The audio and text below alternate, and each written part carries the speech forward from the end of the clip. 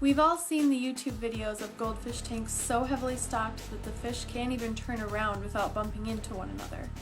And let's not forget the advertisements for those 5-gallon tank kits that show 5 goldfish crammed into the tiny space. But what's really the ideal stocking guideline for goldfish? Tank size requirements are different for different types of fish. The fish we call single tails are goldfish like comets, commons, and shabunkins. But the geekin and walkin should also be included in this group since they also grow very large. These goldfish types more closely resemble the ancestor of the goldfish in size and body form. They can grow up to about 1 foot in length and they're very athletic. These types of fish really need a large water volume. They're typically much better off in ponds, but if they must be kept in an aquarium, you should allow about 40 gallons of space per fish.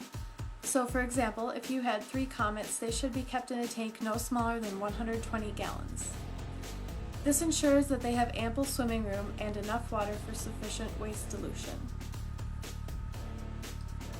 The other category of goldfish are the fancy goldfish, or the double tails. There are many more varieties in this category, including the fantail, oranda, ranchu, lionhead, telescope eye, bubble eye, and veiltail. These fish have a shorter and rounder body shape than the single tails, and while they can also grow very large, they don't typically grow quite as large as the single tail types, and they're certainly not as athletic. Like the single tails though, they are big waste producers and still require a great deal of space. You should allow 20 gallons of space per fish. So, for example, if you had 3 orandas, they should be kept in a tank no smaller than 60 gallons. With all types of goldfish, the more space, the better. Many hobbyists tend to have healthier fish in general when they keep their tanks understocked. An understocked tank simply means that there are fewer fish in the tank than the stocking guidelines would allow for. An understocked tank is actually much easier to care for as well. Imagine you have 5 medium-sized fantails in a 55-gallon tank. You would have to do large water changes multiple times per week to keep the parameters within acceptable levels.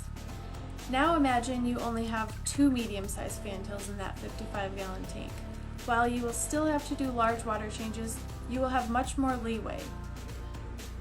If, for some reason, you missed a water change, it would not be nearly as detrimental as it would be if you had 5 fish in that tank. Another important thing to remember is that the tank is the fish's entire world.